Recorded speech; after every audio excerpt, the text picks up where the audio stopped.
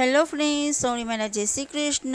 આ કસ્ટમરના palazzo pant છે, એની અંદર ઇલાસ્ટિક આવેલું હતું, તો તેમને એ ઇલાસ્ટિક 1.5 ઇંચ જેટલું ઢીલું પડે છે। તો મેં અહીંયાથી પહેલેથી ઇલાસ્ટિક અંદરથી મેં કાઢી લીધેલું છે, તો તેની જગ્યાએ નવું ઇલાસ્ટિક નાખવાનું રહેશે। તો કેવી રીતના માપનું નાખવાનું છે અને કેટલું માપ લેવાનું છે અને કેવી રીતે ફિટિંગ કરવાનું છે તે હું તમને આ વિડીયોમાં બતાવવાની છું, તો જેથી કરીને તમે પૂરેપૂરો વિડીયો જોજો।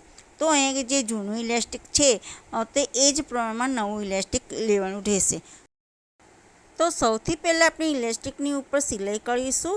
તમે અહીં વિડીયોમાં જોઈ શકો છો, ઊભી સિલાઈ નથી કરવાની।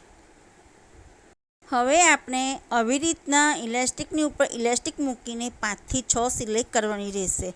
આપણે લગભગ 1.5 થી 2 ઇંચ જેટલું ઓછું જોઈએ છે કસ્ટમરને માપનું, તો અહીંયા આગળ આપણે 1 ઇંચ આ બાજુ લીધેલા છે અને એની ઉપર જ આપણે 1 ઇંચ મૂકીને, એટલે 1 ઇંચનું ઇલાસ્ટિક મૂકીને એની ઉપર 5 થી 6 સિલાઈ કરવાની રહેશે। તમે વિડીયોમાં જોઈ શકો છો, આવી રીતના 5 થી 6 વખત સિલાઈ કરવાથી એકદમ મજબૂત સિલાઈ થશે।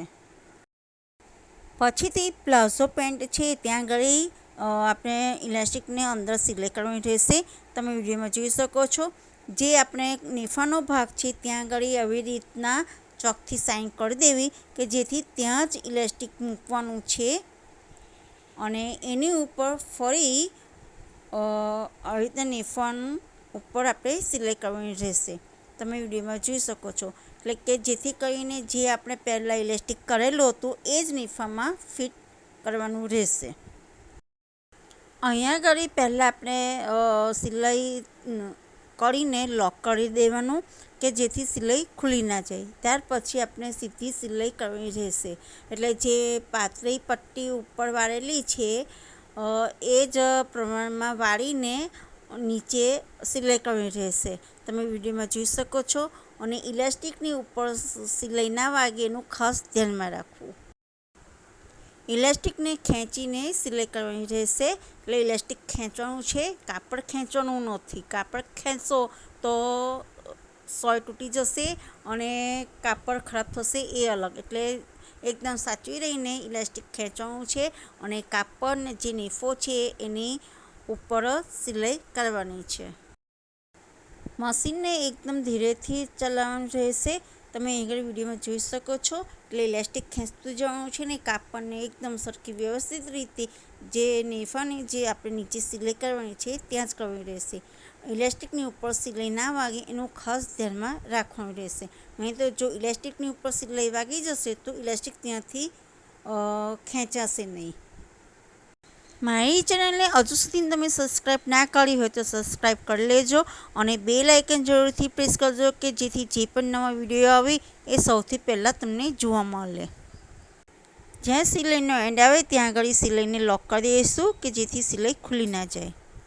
પછીથી આપણે સેન્ટરની અંદર સિલાઈ કરવાની રહેશે કે જેથી કરીને એકદમ ફિનિશિંગવાળું ઇલાસ્ટિક લાગશે અને જ્યારે આપણે પહેરતા હોઈએ છીએ પ્લાઝો પેન્ટ કે કંઈ પણ ઇલાસ્ટિકવાળું વસ્તુ, તો અંદરથી વળી ના જાય, એટલે આંટી જે વાગે છે એ આંટી એની વાગે નહીં, એકદમ સીધું સ્ટ્રેટ જ ઇલાસ્ટિક રહેશે।